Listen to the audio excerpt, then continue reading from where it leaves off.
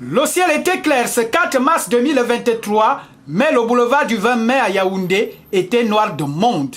Comme un seul homme, les femmes se sont mises en évidence pour honorer à la marche sportive organisée par le ministère de la Promotion de la Femme et de la Famille.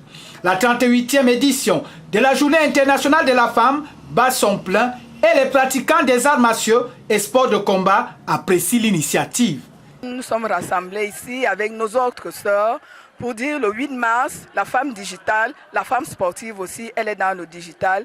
Elle est là, elle peut se défendre, elle peut apporter un plus. Raison pour laquelle l'association des femmes pratiquantes s'est réunie avec ses sœurs. Là, nous avons le Nambudo, nous avons nos filles ninja, nous avons le Krav Maga, il y avait nos filles du karaté qui étaient là et celles du taekwondo aussi. Nous avons marché avec les autres femmes, dire aux femmes, vous pouvez vous protéger la famille, mais à côté de la protection force, il y a le droit, vous devez joindre les deux. L'importance, c'est déjà d'être femme, puisque c'est déjà la journée de la femme. Nous sommes en train de préparer cela. C'est déjà une fierté, c'est ça le plus important, d'être ensemble, partager avec d'autres femmes, dans d'autres horizons, discuter, voir comment ça peut se passer dans les différentes entreprises, des appuis, aussi prendre des contacts. Parce qu'il le faut nécessairement. Beaucoup de femmes en souffrent dans les instructions, les instituts et tout ça. Des femmes en souffrent, même dans les rues, quand on rend du boulot le soir. Donc nous sommes là pour sensibiliser les femmes.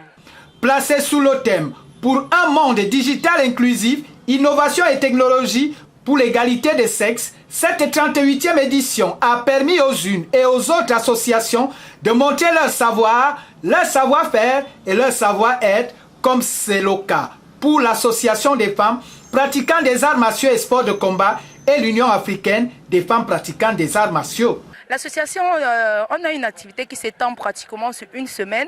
Elle a commencé hier déjà avec la conférence qu'on avait avec les femmes avocates sur le droit de la force et la force du droit avec le digital. Aujourd'hui, c'était la marche sportive avec tous les différents ministères. Ce soir, cet après-midi, on espère que vous serez là et on invite tout le monde à venir nombreux. Du côté de Kondongo, à la fondation, derrière la maison de la femme, autant pour moi, à la fondation Maritan, va se passer le festival des arts martiaux au féminin. Donc ce sont des femmes qui vont faire des démonstrations pour montrer ce qu'on fait exactement. La forte mobilisation de ces femmes de notre genre, mères au foyer, employées et sportives dans l'âme, avait un objectif bien déterminé. Nous, on est venus avec nos kimonos pour pouvoir leur montrer une toute autre image, que la femme, elle peut être coquine, comme mes sœurs ont dit, pour ne pas revenir sur les mots. Mais également, elle peut avoir une autre casquette. Cette casquette n'est pas forcément pour une violence dans le ménage, quoi que ce soit. Mais c'est une casquette qui te permet déjà, d'être en santé. Parce que nous, dans le sport, on recherche la santé pour tous.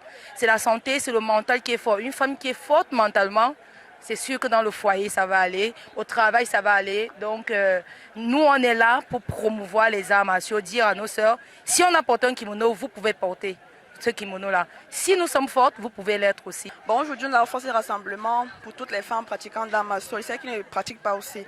Donc, pour montrer à quel point la femme est capable d'avoir une intégration dans la société, pour se défendre en cas d'accident, en cas de viol et autre chose. On le sait, aucune femme ne dépend d'un homme pour vivre, mais tous les hommes dépendent d'une femme pour naître. Femme, sois le maître de ton cœur, pas l'esclave de ton ego.